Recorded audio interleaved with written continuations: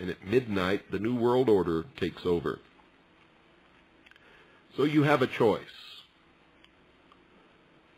Become educated.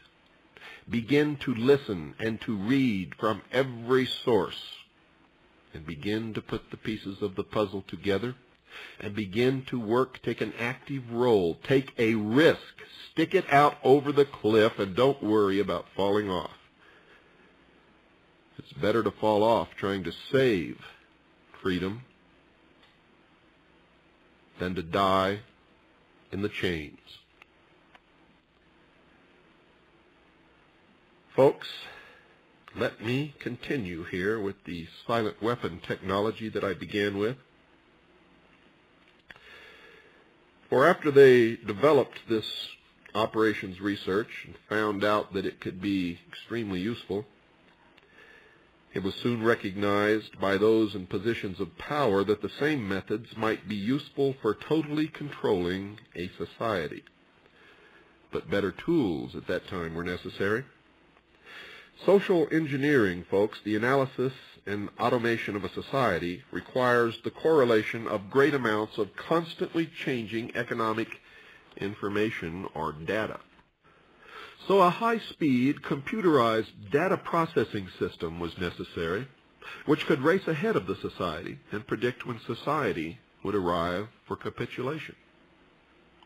Relay computers were too slow, but the electronic computer, invented in 1946 by J. Presper Eckert and John W. Mauchly, filled the bill. The next breakthrough was the development of the simplex method of linear programming in 1947 by the mathematician George B. Dantzig.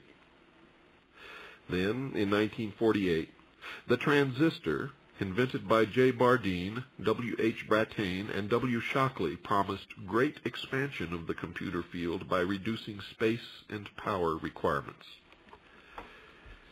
With these three inventions under their direction, those in positions of power strongly suspected that it was possible for them to control the whole world with the push of a button.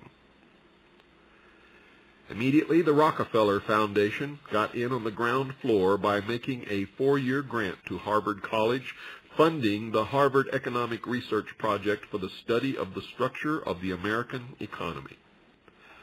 1 year later, folks, in 1949, the United States Air Force joined in.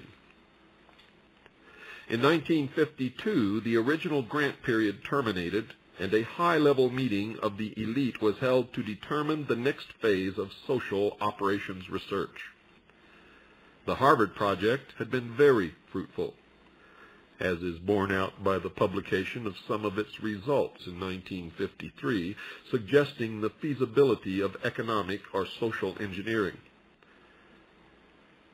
And this was published in a book called Studies in the Structure of the American Economy, copyright 1953, by Wassily Leontief, International Sciences Press, Incorporated, White Plains, New York. I suggest you get it and read it.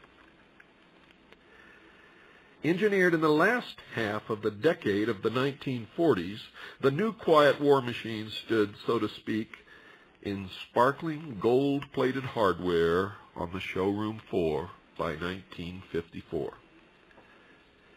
With the creation of the Maser in 1954, the promise of unlocking unlimited sources of fusion atomic energy from the heavy hydrogen in seawater and the consequent availability of unlimited social power was a possibility only decades away.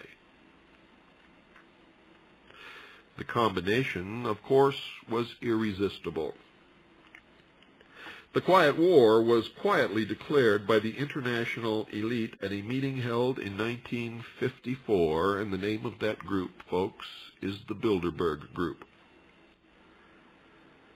Although the silent weapons system was nearly exposed 13 years later, the evolution of the new weapons system has never, ever suffered any major setbacks, because no one has ever identified that what is happening to them is being caused by any kind of a weapons system at all. Nope, it's all an accident, folks. And if you believe that, I got a couple of bridges that I'd like to get rid of. Please contact me with checkbook in hand. In 1954, it was well recognized by those in positions of authority that it was only a matter of time. Only a few decades, folks, before the general public would be able to grasp and upset the cradle of power, for the very elements of the new silent weapon technology were as accessible for a public utopia as they were for providing a private utopia. The issue of primary concern, that of dominance, revolved around the subject of the energy sciences. You see, folks, energy is recognized as the key to all activity on Earth. Natural science is the study of the sources and control of natural energy. And social science, theoretically expressed as economics, is the study of the sources and control of social energy, or society as a whole. Both, of course, are bookkeeping systems, mathematics. Therefore, mathematics is the primary energy science, and the bookkeeper can be king if the public can be kept ignorant of the methodology of the bookkeeping. You see, folks, all science is merely a means to an end.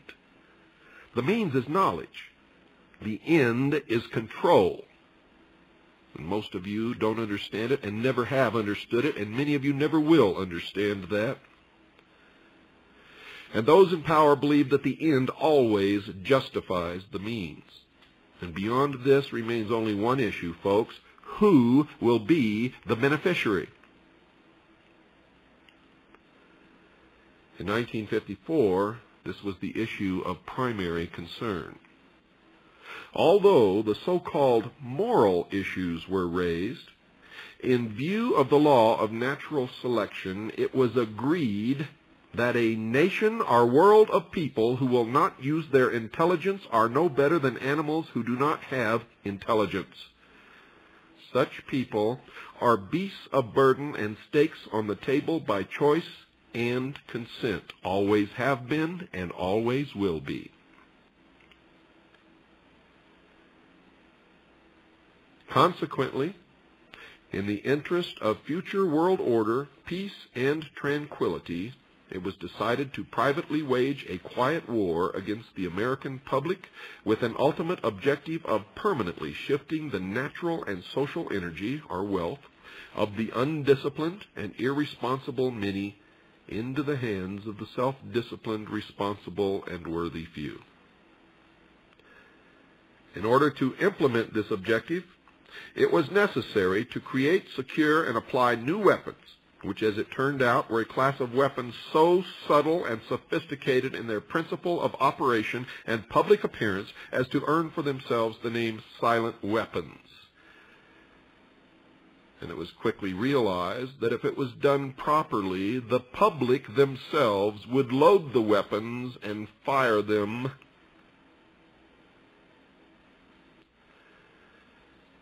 for the end result of their own destruction. In conclusion, the objective of economic research as conducted by the magnates of capital, or banking, and the industries of commodities, or goods and services, is the establishment of an economy which is totally predictable and manipulatable. Folks, in order to achieve a totally predictable economy, the low-class elements of the society must be brought under total control. In effect, must be housebroken,